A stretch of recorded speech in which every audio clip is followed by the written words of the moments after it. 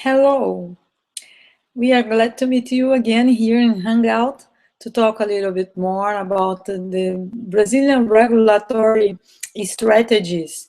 This is a frequently meeting that we are establishing through the Hangout. Then the next time, maybe you could think about to join us live so you can make questions and we can try to answer your doubts. Well, the idea today is to talk about some strategies for regulatory affairs in Brazil. For who doesn't know me yet, I'm Eliana Silva Moraes. I'm a lawyer specialized in food and drug law for Latin American countries and Europe. And I have 25 years experience in food and drug law internationally speaking. Let's see if I can contribute for your thoughts and ideas in this brief talk that I want to have with you today. As you know, Brazil is the largest country in Latin America. Although the crisis that we are facing at this moment, this is a still incredible place and country to be and make business. The country is really huge. We have, if we consider the size, the 50th largest country in the world, we could imagine different countries in only one region. So this is the time to think about why your business are definitely not working as much as you would love to.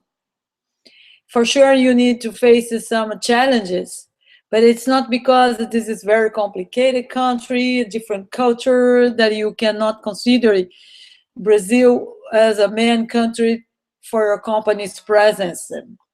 So my idea is really brief, share some thoughts and experiences that I have during all these years helping American companies, foreign companies having presence in Brazil. And in my understand, the biggest mistake of companies that goes to Brazil and in few years just jeopardize their business and just come back from their country of origin is because they didn't design any specific regulatory strategy.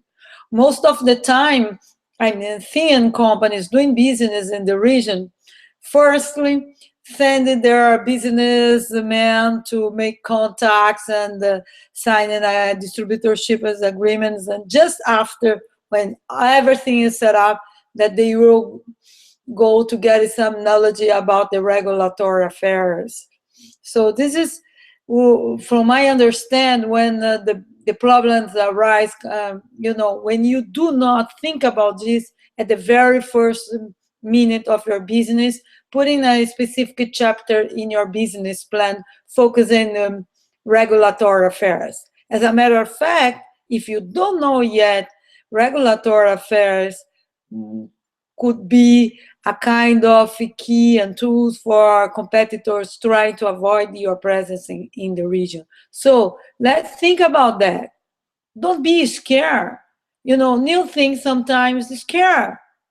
Uber is an example, but we are seeing regulations, policies change just because they are providing new information and explain and dealing with the government, political sides and regulators. And then we are seeing they are in this war. Why not you that have a product that is much more necessary for our country? If we are thinking here about medical device, pharmaceutical, cosmetic, food.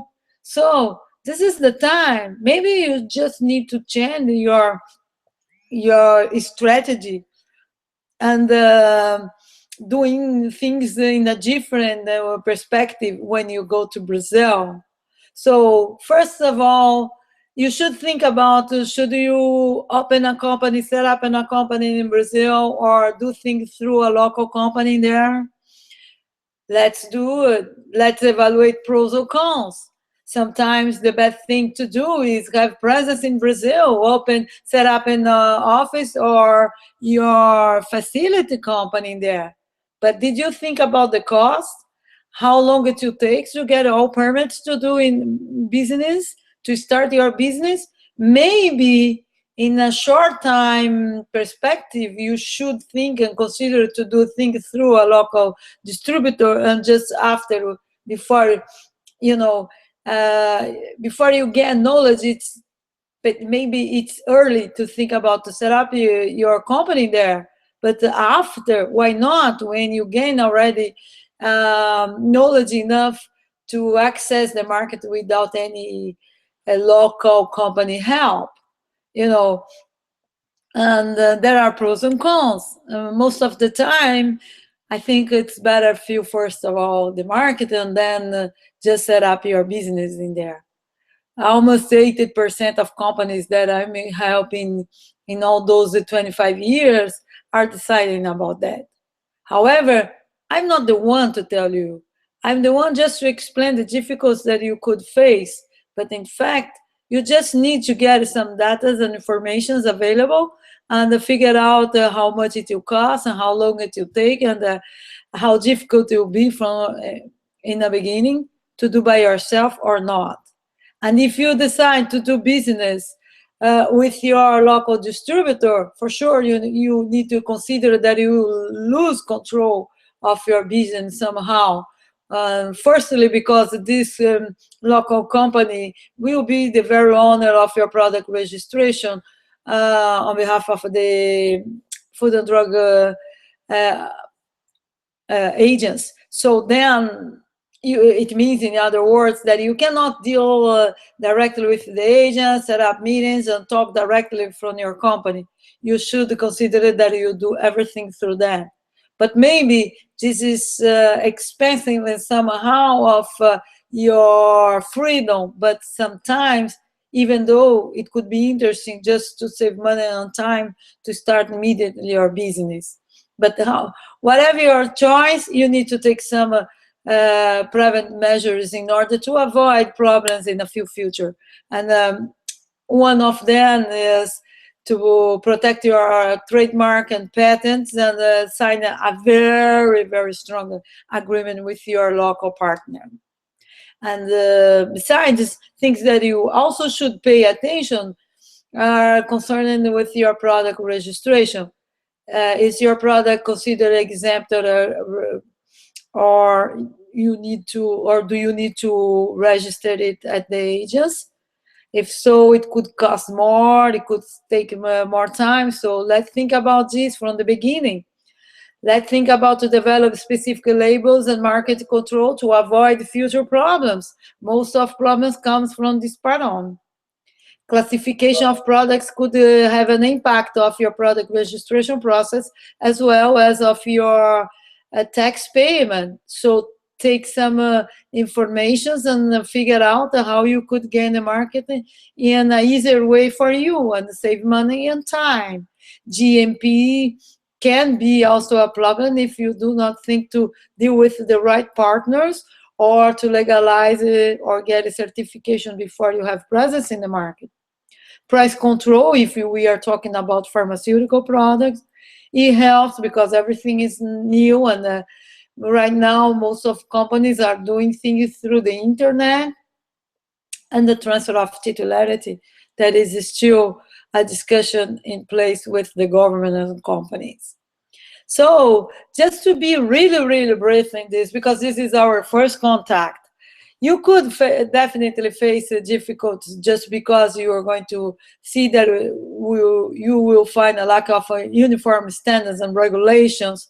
And sometimes it's a little bit difficult and more complicated to control your business outside of the country. And also you are going to see that although Brazil are doing several understandings with a developed country, we are still missing international cooperation regulatory harmonization in place, in fact. And how to surveillance your regulatory compliance and deal with the outdated regulations. These kind of things are really, really important to observe from the beginning. But it doesn't mean that you are not ready to have presence in Brazil. It doesn't mean that although the country is complicated, sometimes you are not ready to just to have a presence in there, and just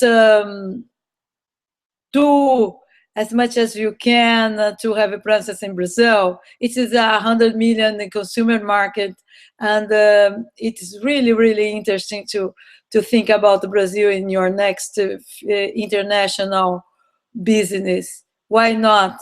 But just pay attention to the regulations. It's like play a game. You need to know the regulations, practice, and play very well. So I wish you a very luck.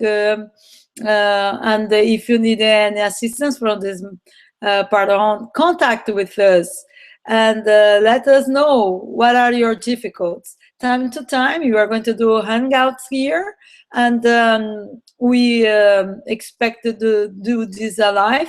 Then you can interact with us and present your doubts, making questions, and we are going to try to answer for you. Thank you again for your kind attention. Keep in touch with us.